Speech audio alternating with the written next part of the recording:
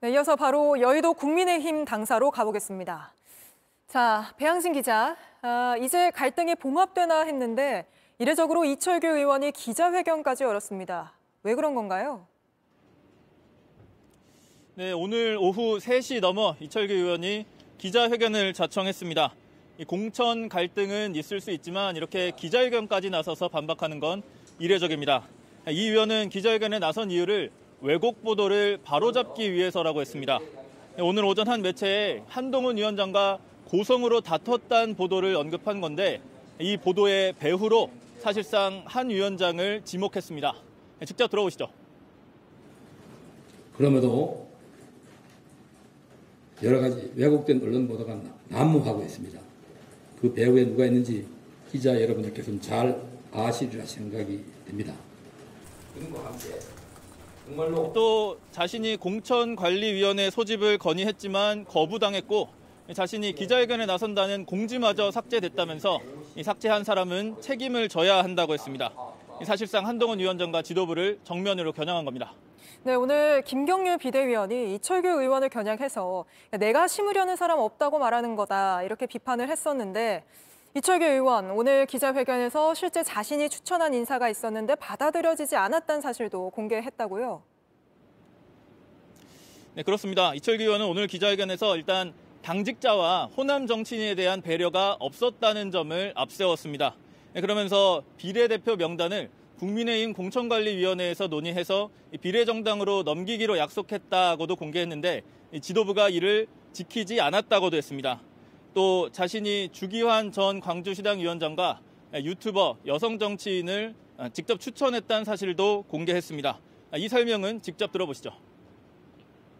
또 그분들이 직장에서 잘리고 박해를 받는 온갖 고난을 겪으면서 대선과 또 지방선거 그다음에 인수위에서 활동해 오신 분들입니다. 그분들을 추천한 게 사실입니다. 그것이 잘못됐습니까?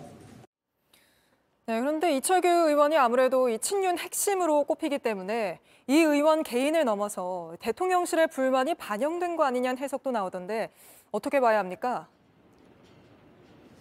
일단 이철규 의원은 자신은 하수인이 아니라면서 대통령실과 소통했다는 의혹은 일축했습니다. 다만 오늘 이 의원이 자신이 추천했다고 인정한 사람들의 면면을 보면 윤 대통령과 직간접적으로 인연이 있습니다. 검찰 수사관 출신인 주기환 전 광주시당 위원장은 윤 대통령과 20년 넘게 가깝게 지낸 사이로 알려졌습니다. 또 이 의원이 유튜브 하시는 분이라고 표현했던 민영삼 후보는 윤 대통령이 자주 챙겨보는 걸로 알려진 유튜브의 출연자입니다. 또 백현주 국악방송 사장은 대중문화 언론인 출신으로 대통령직 인수위원회를 거쳤습니다. 이들은 모두 비례 공천에서 후순위를 받거나 배제됐습니다. 이 때문에 이철규 의원 본인이 단순히 본인의 판단이 아니라 용산의 의중이 깔린 반발을 했다는 해석이 나오는 이유입니다. 당정 갈등의 불씨가 완전히 꺼진 게 아니기 때문에 비례대표 명단이 조정되더라도 양측의 갈등이 당분간 이어질 수 있다는 관측도 나오고 있습니다. 네, 그런데 국민의힘으로서는 이렇게 계속 갈등이 나오면 총선의 악재 아닌가요? 맞습니다. 이 김건희 여사 가방 문제에서 촉발된 1차 갈등 때도 친윤계 인사들이 김경률 비대위원의 서울 마포울 출마를 사천이라고 문제 제기했습니다. 2차 갈등도 비슷한 양상의 반발이 또 제기되고 있는 겁니다. 총선을 앞둔 여권의 갈등, 이번이 처음은 아닙니다. 2016년 총선 때도 이른바 옥새 파동을 여권이 겪었고 총선 참패로 이어진 바 있습니다. 이 같은 내부 갈등은 수도권 후보들의 수도권 후보들을 더욱 긴장하게 하는 악재가 될 수밖에 없어 보입니다. 네, 알겠습니다. 오늘은 여기까지 짚어보겠습니다. 배양진 기자였습니다. 안녕하세요. 뉴스룸 앵커 한민용입니다. 오늘도 JTBC 뉴스룸을 시청해주신 여러분 고맙습니다. 오늘 저녁에도 뉴스의 현장에서 찾아뵙겠습니다.